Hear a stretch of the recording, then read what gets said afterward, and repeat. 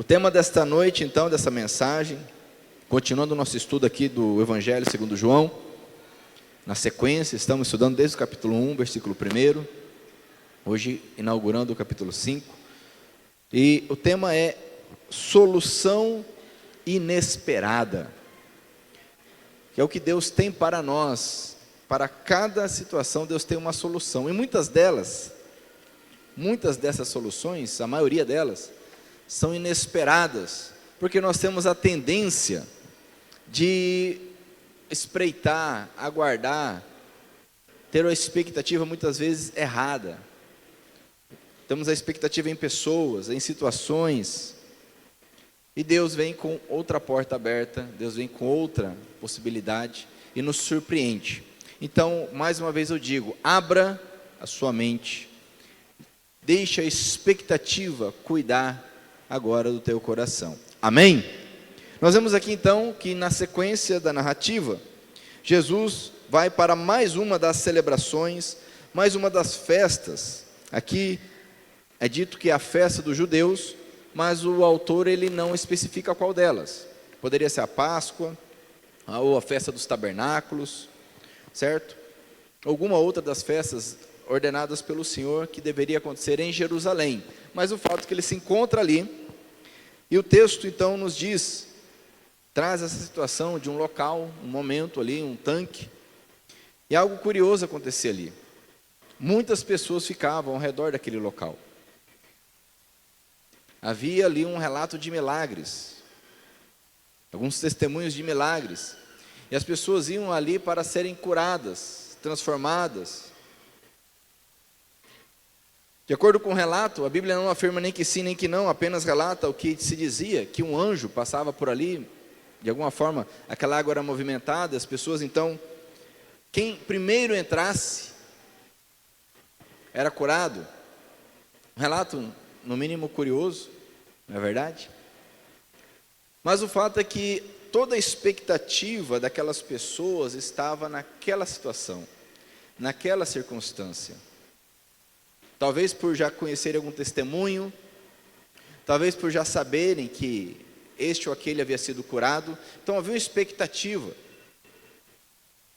E o autor então registra a situação deste homem, cujo nome não é dito, mas que há 38 anos, então com certeza um homem aí já com a certa idade, mas há 38 anos ele padecia dessa situação, dessa enfermidade, que o impedia de se locomover, e ele estava ali,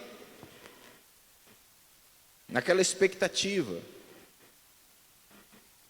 e Jesus chega sabendo disto, e Jesus interpela e faz uma pergunta para aquele homem. É interessante que mais uma vez nós vemos Jesus chegando até alguém. A iniciativa é do Senhor Jesus, amém? Ele toma a iniciativa e vem até nós. Só que uma vez que ele toma essa iniciativa, a mudança só vai acontecer se nós, de alguma forma, agirmos ou reagirmos à iniciativa do Senhor. E ele chega para aquele homem sabendo disso, diz o texto aqui. Versículo 6, Jesus viu o homem deitado, e sabendo que fazia todo esse tempo que ele era doente, perguntou: você quer ficar curado? Que pergunta. Um homem deitado na beira daquele local, daquele tanque. Eu imagino que haviam muitos doentes ali em volta. Muitos. E Jesus, então, questiona: você quer? Há essa disposição? Há essa vontade no teu coração? Há essa expectativa na tua mente? Há essa busca dentro de você? Talvez aquele homem estava precisando ser um pouco esperto. Talvez depois de 38 anos, ele já havia até se acostumado com a situação. Muitas vezes nós nos acostumamos com a vida medíocre, com a vida errada, Muitas vezes nós nos adaptamos, e o ser humano ele é capaz de se adaptar nas mais terríveis situações, para sobreviver, para simplesmente não perder alguma coisa que ele tenha. A história registra situações das mais diversas. Talvez você conheça a história, hoje está um pouco mais conhecida, retomaram por conta que existe o filme mais recente, daqueles sobreviventes do acidente aéreo no Andes, que eles passaram 72 dias numa situação terrível, e ali eles chegaram à conclusão que para sobreviver eles precisavam comer a carne daqueles que haviam morrido, e entre eles concordaram: se eu morrer você pode comer o meu cadáver, e assim eles fizeram. Então o ser humano ele é capaz de se adaptar para sobreviver. Só quem já passou por algum tipo de situação limite sabe do que é capaz de fazer. Talvez aquele homem, depois de 38 anos naquela situação, tudo bem, até queria, mas fazer o quê? É muito difícil. Jesus, ao perguntar para aquele homem, e com certeza Jesus, eu acredito, o texto não diz isso, mas Jesus deve ter olhado para ele, os olhos se cruzaram, os olhares se cruzaram, e com certeza aquele homem viu algo diferente em Jesus. Eu não sei como você está, quem sabe você já está numa situação, quem sabe não há 38 anos, mas quem sabe alguns dias, algumas semanas, quem sabe meses, anos, e você já se adaptou. Você até sabe que Deus pode fazer um milagre, mas é tão difícil, ao teu ver, que tá bom assim. E Jesus perguntou: você quer ser curado? Ele disse: Senhor, eu não tenho ninguém. Diga assim comigo: eu não tenho ninguém. Fala para o teu irmão: ele não tinha ninguém, meu irmão. Ele não tinha ninguém. Não sabemos se isso era 100% verdade. Possivelmente ele tinha algum parente, alguém, ou realmente era 100% real o que ele estava dizendo. Mas sabe, amados, que isso nos mostra que quando o Senhor vai transformar a nossa vida, quando o Senhor cruza conosco e faz perguntas, questionamentos, ninguém pode nos ajudar. Somos nós e o Senhor. Assim foi com Jacó lá em Peniel. Assim foi com Abraão, quando teve que sacrificar Isaac. Não tinha mais ninguém. Assim foi com Jesus no Getsêmani. Ninguém orou com Jesus.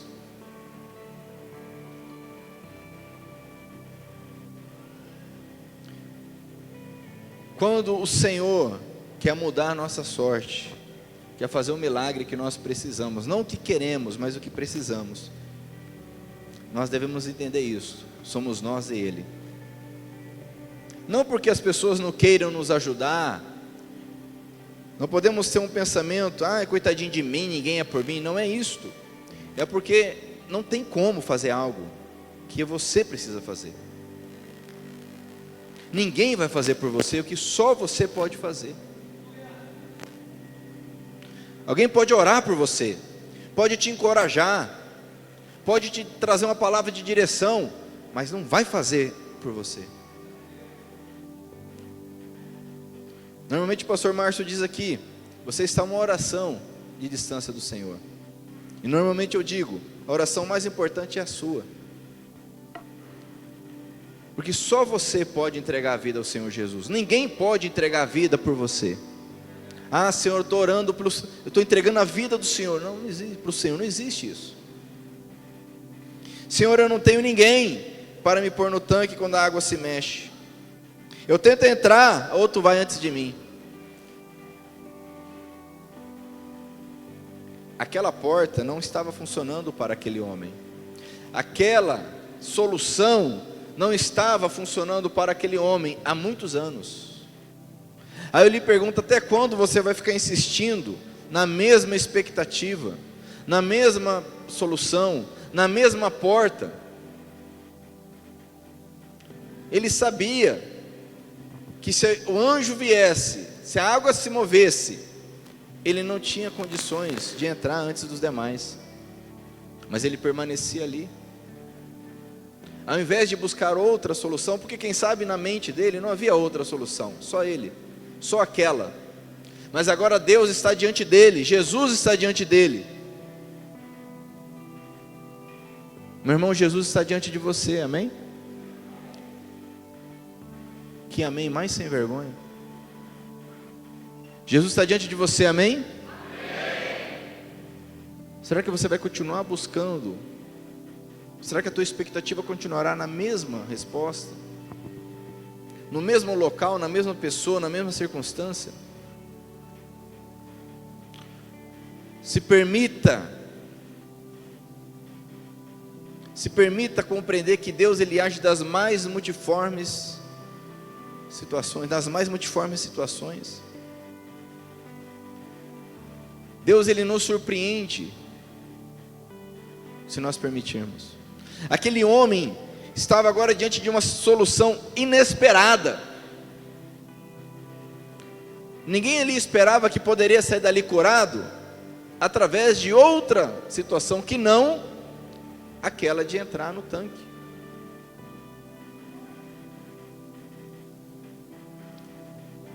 Jesus pergunta: você quer? Eu não tenho ninguém, Senhor. Talvez você seja como este homem, você não tem ninguém, mas o bom pastor, Jesus Cristo, Ele está com você, se assim você permitir. Nós lemos no início, o pastor Márcio leu aqui: o Senhor é meu pastor, nada faltará. Se permita. Então Jesus disse, e a solução é simples, o comando é simples, basta uma palavra daquele que é a palavra. E quem sabe você já ouviu a palavra e você está aí lutando, relutando. Ele disse: se levanta, pega essa cama, pega essa maca e sai andando. Simples. E aquele homem, surpreendentemente, a Bíblia diz, no mesmo instante, o homem ficou curado. Quando Jesus, entenda isso, meu irmão, quando Jesus ele lança a palavra na tua vida, é no mesmo instante que a coisa acontece. O que acontece, o que ocorre muitas vezes é que nós não acreditamos na palavra. Jesus disse para os discípulos: olha, lança a rede do outro lado do barco. Os peixes já estavam lá.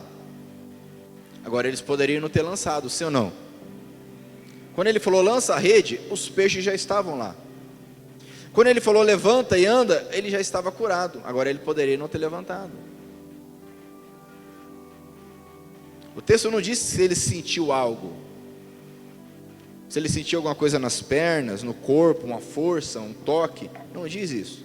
Talvez tenha sentido, mas não sabemos. Quando Deus diz obedeça, quando Deus diz faça, não faça, pare, corra, peça perdão, a bênção foi liberada ali.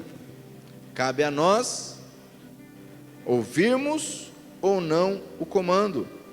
Diz o texto que no mesmo instante, e isso aconteceu no sábado.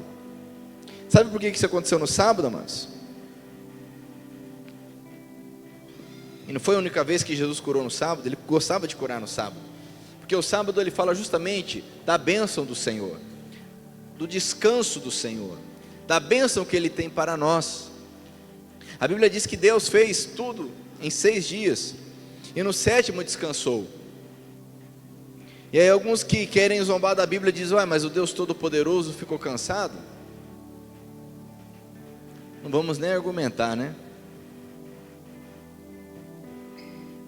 Vamos nem argumentar. E Ele fez o homem no 6º dia. E no primeiro dia seguinte à criação do homem, o que o homem teve? Fala para o teu irmão: feriadão. O homem foi feito no sexto. Quando foi o descanso? Porque Deus fez o homem para ter paz, fez a humanidade para ter paz, para ter descanso, para ter vida em abundância. Muito embora Deus ordenou ao homem para trabalhar e cultivar e administrar, no primeiro momento houve a comunhão, a paz, e o sábado é isso para nós. Em Hebreus fala que o descanso perfeito ainda não chegou, ainda não alcançamos, porque esse descanso perfeito é o próprio Senhor Jesus, será de forma plena quando estivermos com Ele lá no reino de Deus. Mas o fato é que no sábado Ele fez isso, porque o desejo do Senhor é o descanso, é a paz. O Senhor tem paz para a tua mente, o Senhor tem descanso para a tua alma. Uma das palavras chaves lá no Salmo 23, o Senhor é meu pastor, nada me faltará. Uma das coisas que esse pastor faz é levar ao descanso. A saúde mental hoje é um problema sério. Por quê? As pessoas estão ansiosas, aflitas, não dormem, angustiadas, não há descanso.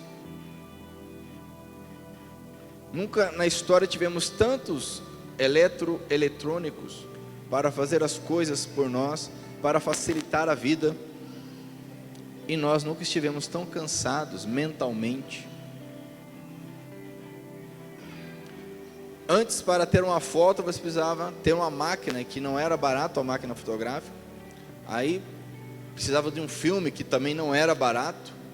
Aí você comprava o filme, né? 30 e poucas poses, que era o auge, né? Mas tinha 24, tinha 12. Aí deixava para ocasiões especiais, tirava a foto. E aí tinha que economizar para levar em algum lugar para revelar. Muitos, eu sou de Dourados, a gente ia muito no Paraguai revelar, que era bem mais barato. Aí revelava as 12 fotos, salvava 4, 3, né? Porque saía com a boca aberta, saía com o olho fechado, ficava escura a foto. Quem é dessa época aí? Né? Hoje, você está aqui, você tira a foto do jeito que você quer, já posta.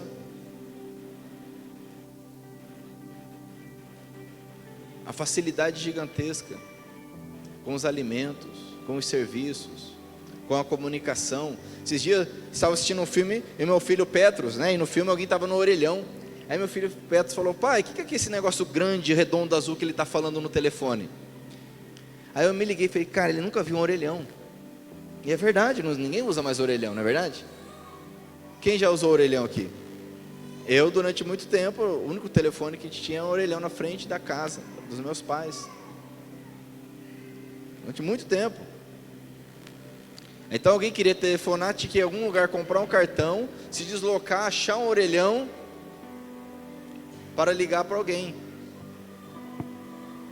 Se alguém quisesse falar comigo, eu tinha que ligar nesse orelhão. Então eu te marcava o horário, tal hora você liga para mim, que possivelmente eu vou estar ali perto do orelhão. Quem já fez isso? Hoje a gente nem liga mais. Alguém faz ligação aqui? Se alguém estiver falando na rua com o telefone e falar: olha, velho, ó, isso é velho, está falando no telefone. É mais fácil, manda mensagem, manda áudio, manda vídeo. Mesmo assim nós estamos cada vez mais cansados, abatidos, desgostosos. Jesus curou aquele homem no sábado, para dizer: olha, eu sou o descanso, eu sou a paz, eu sou a tranquilidade, eu sou a cura, eu sou o perdão, amém? Se você não está vivendo isso, meu irmão, alguma coisa está errada. Deus não nos deixou aqui para uma vida maravilhosamente perfeita, sem tribulações ou algo do tipo. Não é isso. Ele foi muito claro ao dizer: no mundo tereis aflições, mas tenham bom ânimo, eu venci o mundo. Porém ele diz: eu vos deixo a paz, a minha paz eu dou, a paz que o mundo não entende.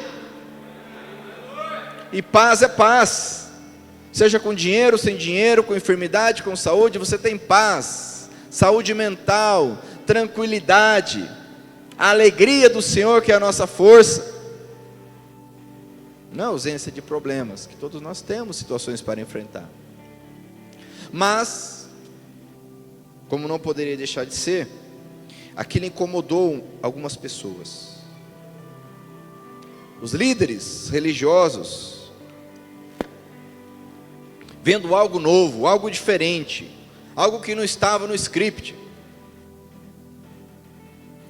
vendo alguém fazendo algo que eles não faziam, ficarem incomodados. E quantos de nós somos assim, ficamos incomodados quando alguma resposta surge diferente do que nós estamos acostumados, alguma coisa acontece fora da nossa caixinha. Por isso que nós precisamos conhecer a palavra de Deus e os princípios que são eternos e imutáveis,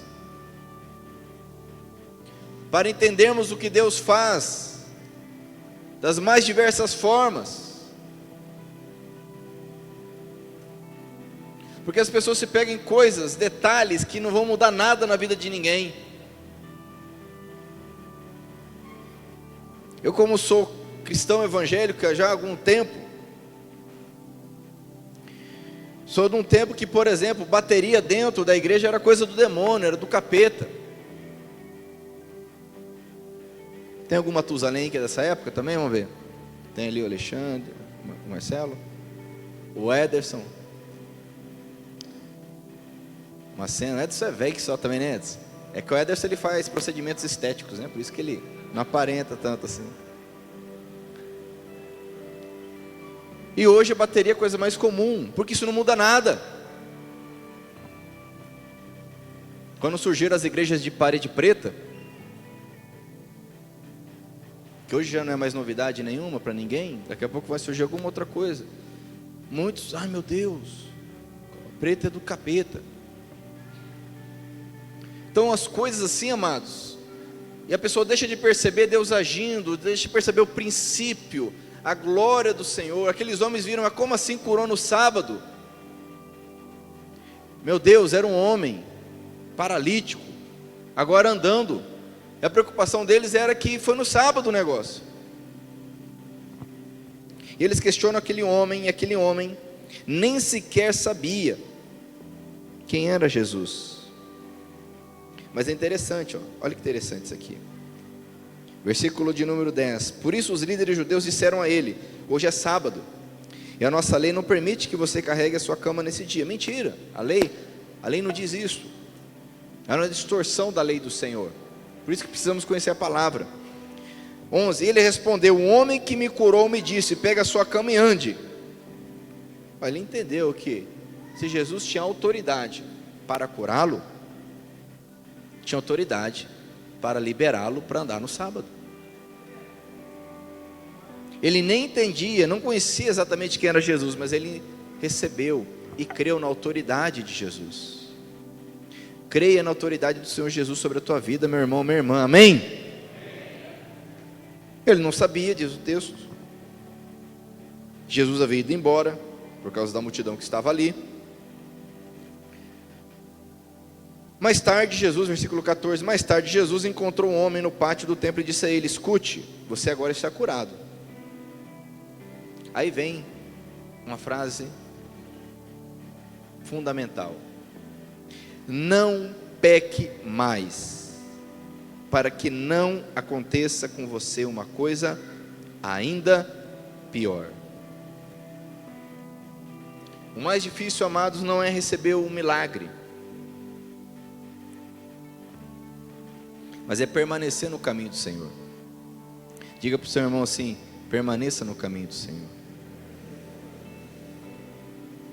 Talvez se eu perguntar aqui, todos, ou a grande maioria vai ter um milagre, um testemunho para contar. Glória a Deus, amém? Mas já foi. E hoje? E no dia que se chama hoje?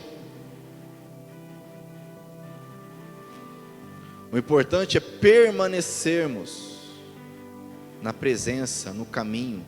Então ele diz: você foi curado. Ok, glória a Deus. Mas é o seguinte: coisa pior pode te acontecer. Fala para o teu irmão assim: coisa pior. Aí você estava no mundão, estava desviado, estava com o casamento arrebentado, estava com a situação financeira ruim, enfim, não sei como. Aí você imagine que coisa pior pode nos acontecer. Porque o inimigo das nossas almas, Satanás, ele não tem limites. para a destruição.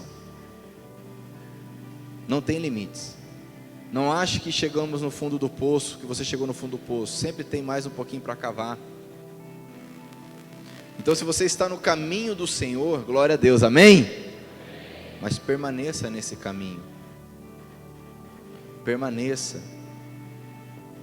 Aquele que permanecer até o fim, diz a Bíblia, lá no Apocalipse, será salvo. Aquele que permanecer até o fim receberá a coroa da vida. Aquele que permanecer em mim, diz o Senhor Jesus, esse será meu discípulo. É o permanecer que conta. Diga bem forte assim: é o permanecer que conta. Vencedores não são aqueles que nunca falham, mas são aqueles que nunca desistem, amém? Quem já falhou aqui? Quem já pecou aqui? Isso aí qualquer um faz. A questão é: você vai desistir? Jesus está dizendo para aquele homem: não peque mais, não desista, não pare aqui, tem mais para você, porque senão coisa pior vai te acontecer. Não pare no tempo.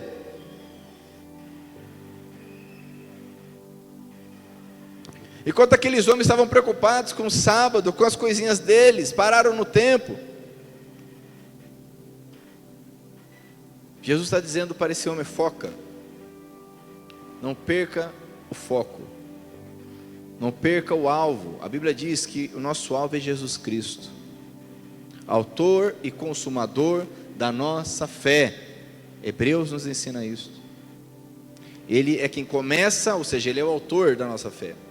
Ele é quem começa a fé, e Ele é o consumador, ou seja, que Ele conclui a fé em nós. Ele é o início, Ele é o fim, Ele é o alfa, Ele é o ômega.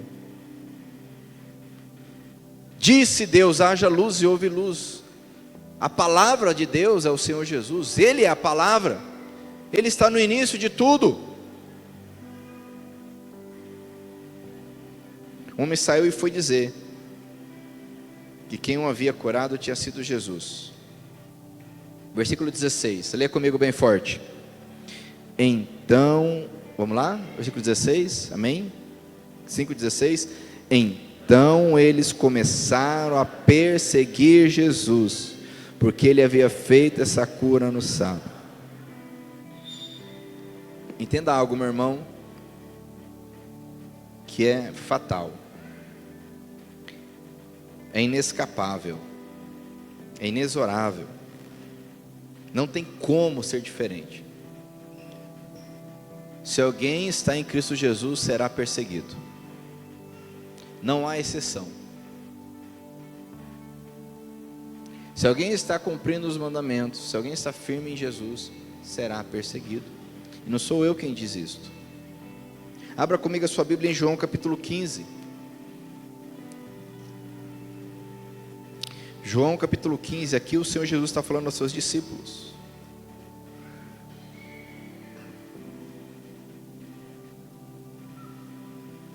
Versículo 18.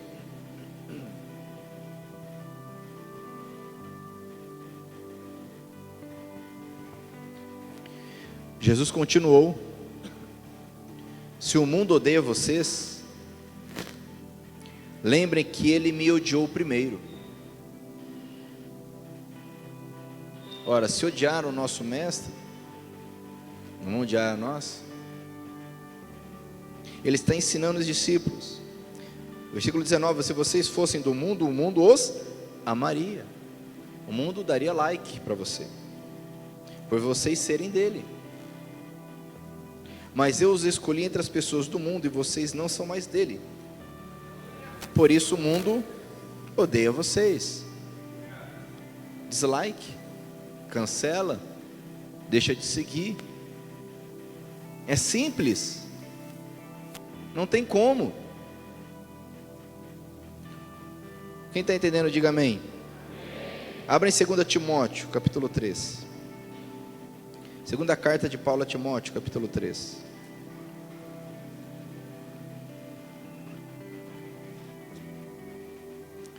capítulo 3, versículo 12.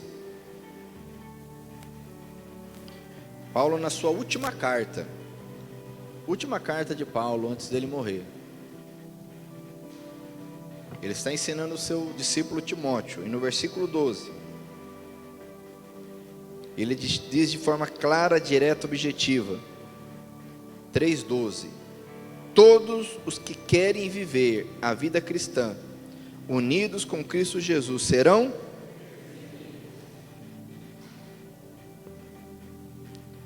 Deus nos deu espírito de ousadia e não de medo. E não é à toa, amados. Jesus curou aquele homem, ele começou a ser perseguido porque ele curou o homem. Entenda isso.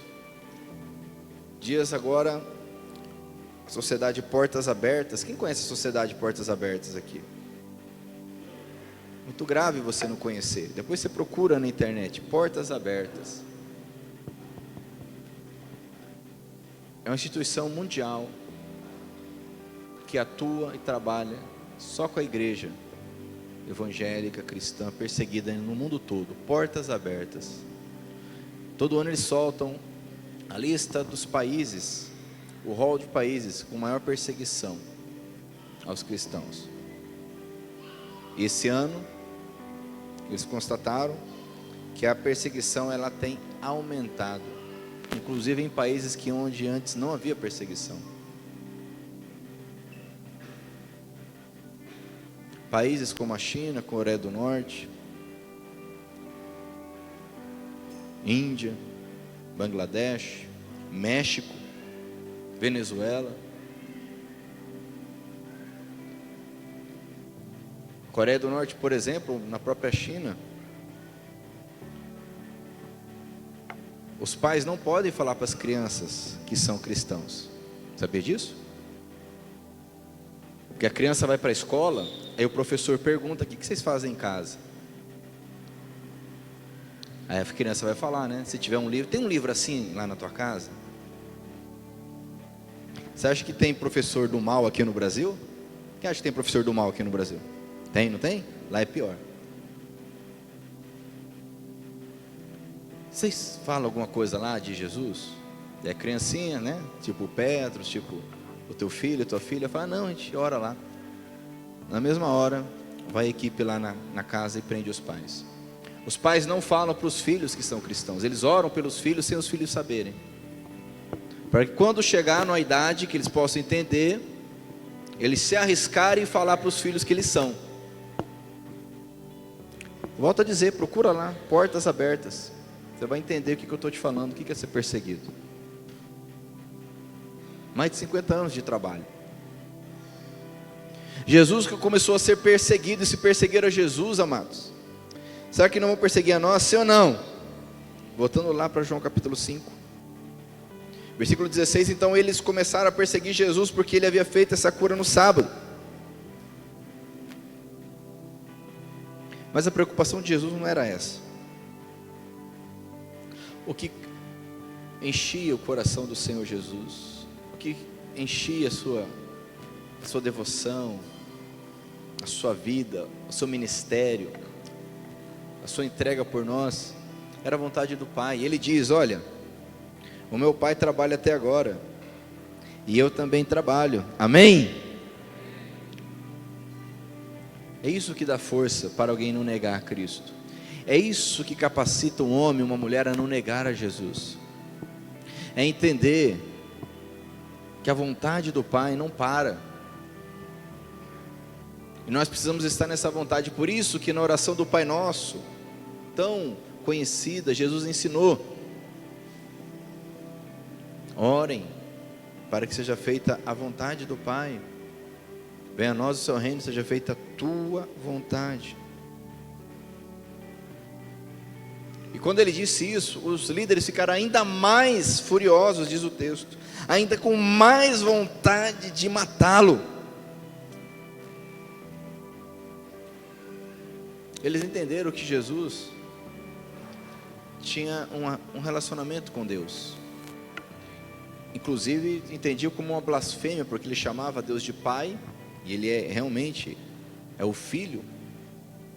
Não que o Pai tenha criado o Filho, mas o título Filho de Deus significa justamente isso, que Ele é igual ao Pai, Ele é um com o Pai.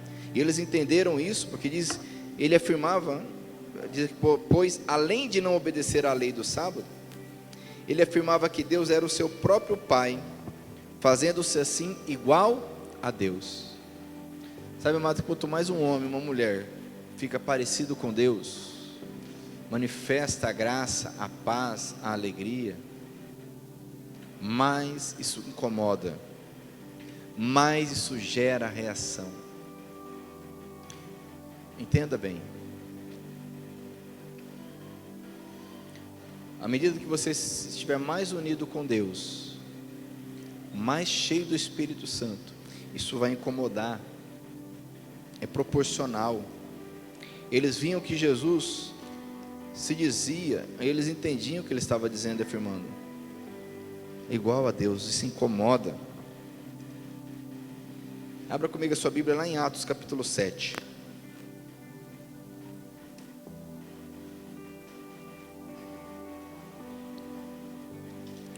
Aqui no capítulo 7 vai nos falar a história de um homem chamado Estevão.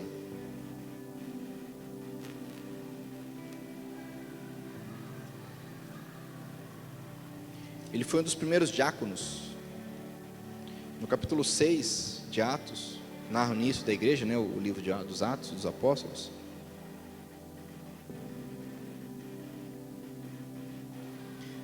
Diz aqui que por uma situação administrativa, eles precisavam então eleger alguns homens. No versículo 5 diz assim, do capítulo 6 primeiro, 5. Todos concordaram com a proposta dos apóstolos, então escolheram Estevão, um homem cheio de fé e do Espírito Santo. Também Filipe, Prócoro, Nicanor, Timon, Pármenas e Nicolau de Antioquia, um não-judeu que antes tinha se convertido ao judaísmo. Esses homens foram levados aos apóstolos, que oraram e puseram as mãos sobre a cabeça deles. Eram homens cheios do Espírito Santo, homens capacitados. No capítulo 7 nos fala então que Estevão,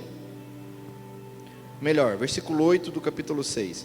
Estevão, um homem muito abençoado por Deus e cheio de poder, fazia grandes maravilhas e milagres entre o povo. Amém? Então pegaram aquele homem, porque ele incomodava, não porque ele era chato, ficava discutindo na internet, falando disso ou daquilo, não, porque ele era cheio do Espírito Santo. E quem é cheio do Espírito Santo não fica discutindo por aí, não fica batendo boca na internet, não fica discutindo religião com ninguém. Ele era cheio do Espírito Santo, é isso, é simples assim. Tem gente que acha que ser cheio do Espírito Santo é ficar discutindo religião com os outros, é ser chato, é ficar falando, você vai para o inferno, isso aí vai te levar para o inferno, isso aí Deus não gosta. Isso é ser chato, isso não é ser cheio do Espírito Santo. Ser cheio do Espírito Santo é ser cheio do Espírito Santo.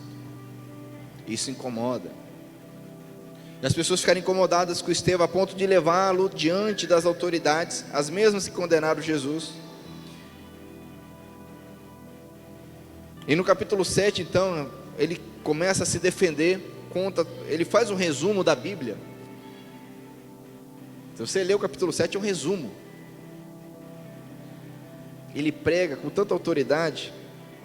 Mas é interessante o seguinte, versículo 54 do 7. Quando os membros do conselho superior acabaram de ouvir o que Estevão tinha dito, ficaram furiosos e rangeram os dentes contra ele. Mas Estevão, cheio do Espírito Santo, olhou firmemente para o céu e viu a glória de Deus, e viu também Jesus em pé ao lado direito de Deus.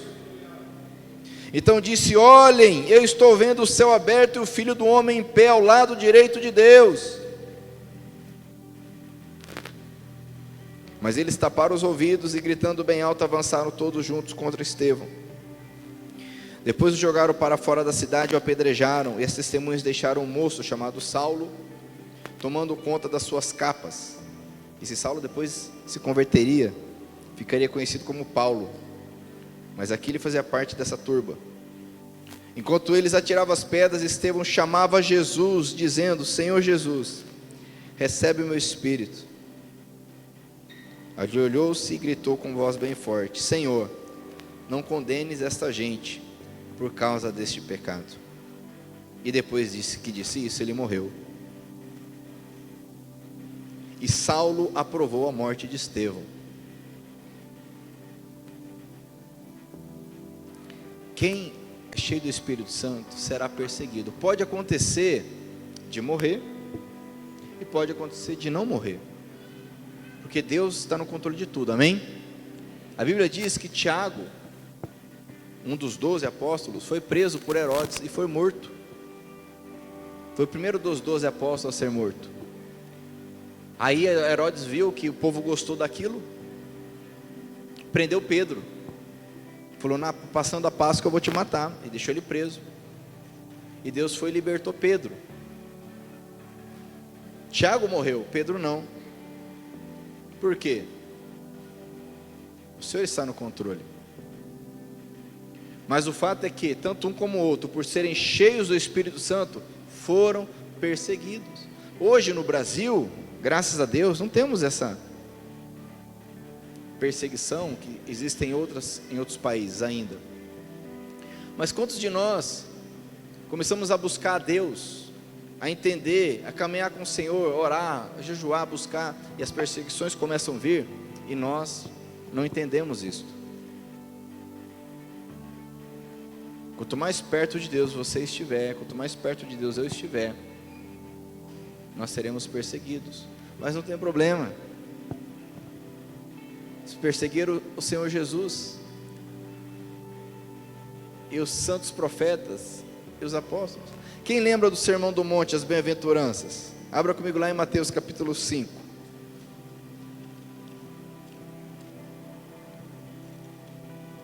Mateus capítulo 5.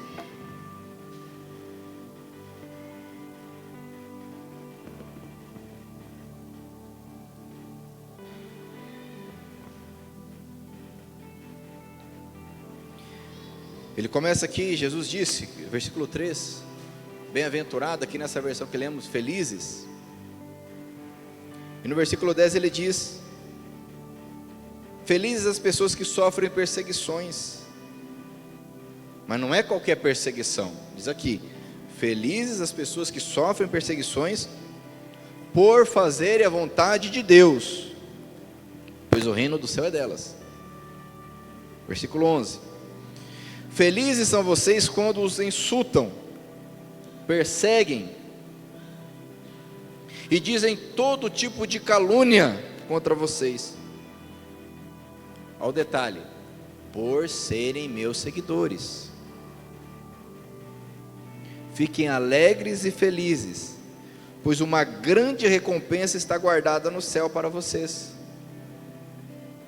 Quem quer uma grande recompensa no céu aí? Amém? Porque foi assim mesmo que perseguiram os profetas que viveram antes de vocês. Perceba isso, meus irmãos. E por que é feliz? Porque a pessoa que está sendo perseguida por causa de Cristo está sendo perseguida porque está em unidade, em comunhão, em harmonia, está cheia do Espírito, cheia da presença do Senhor. Nós não buscamos ser perseguidos, que o Senhor nos guarde disto, mas buscamos ser cheios do Espírito Santo, amém? Cheios da presença do Senhor, estarmos em unidade com Cristo. E se isso acontece, a Bíblia diz que em maior ou menor grau teremos perseguição. Então, homem, se posicione, mulher, se posicione, que o Senhor tem grandes coisas para nós, amém? Como foi para aquele homem, uma solução inesperada, mas por conta daquele milagre, ele começou a ser perseguido, Jesus começou a ser perseguido. E cuidado, para que coisa pior não aconteça, persevere, permaneça, amém? Glória a Deus. Eu quero orar contigo, se você quer, se você deseja.